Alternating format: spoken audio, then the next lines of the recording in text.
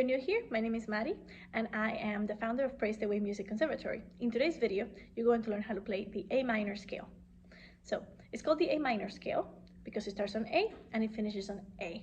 And it's a 1-octave scale, the one that we're going to learn today. And it is called 1 octave because there's a distance of 8 notes from the first A to the last A. So let's see what those notes are. You're going to start on A, and then you follow the alphabet from there. B, C, D, E, F, G, onto the next A. In this case, we violinists, since it's 1 octave, we're going to start on the A, first finger on the G string, and go all the way to A open string or 4th finger on the D string.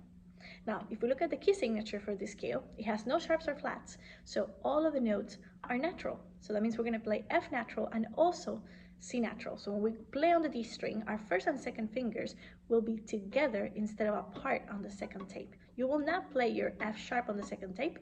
You will play the F natural together with your first finger on the D string. And let's see what that sounds like. Let's play E first finger on the D string and then F natural right next to it.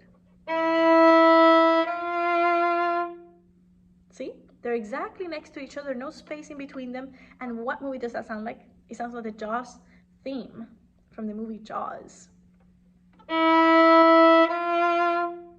Now, if we play an F sharp, it sounds completely different because we're leaving a space. Sounds happy, and this one sounds sad. This one is the one that we're going to use for the scale.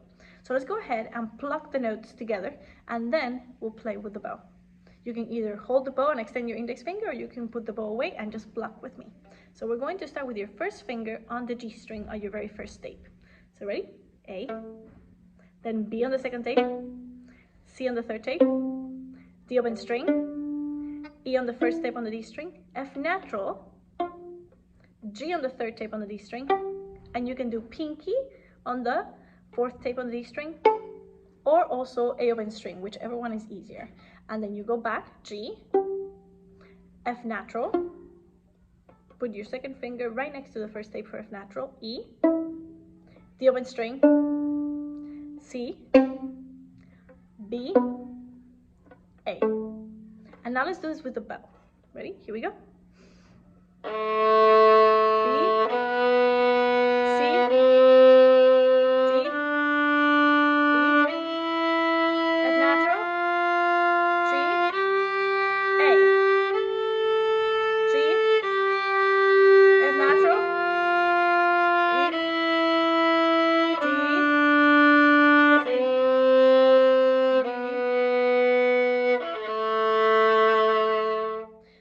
Wondering why sometimes we have a big space in between our fingers or no space in between our fingers. That is because of half steps and whole steps. Now, in order for me to explain to you half steps and whole steps, we have to refer back to the piano or the keyboard. The piano has white keys and black keys. A half step is nothing more than the smallest distance in between two notes. So when you go from a white key to a black key, or from a black key to a white key, and there's no key in between them, or sometimes in the piano, from a white key to another white key. As long as there's no key in between them and they're right next to each other, you're playing a half step. Whenever we play half steps, again, it's going to sound like the Jaws thing.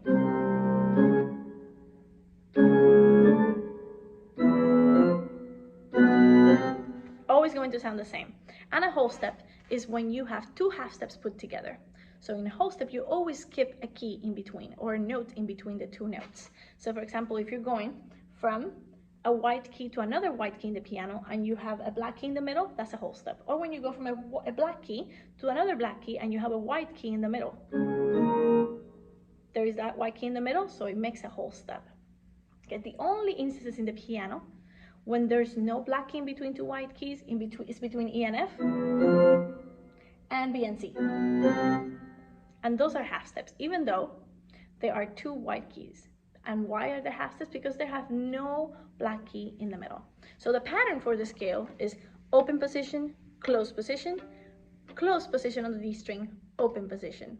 Now the open position from F natural to G sometimes gets a little bit out of tune, especially if you're not used to that space in between second and third finger, if you've been playing F sharp for a long time. So you can just practice playing F natural to G and extending that third finger all the way to G.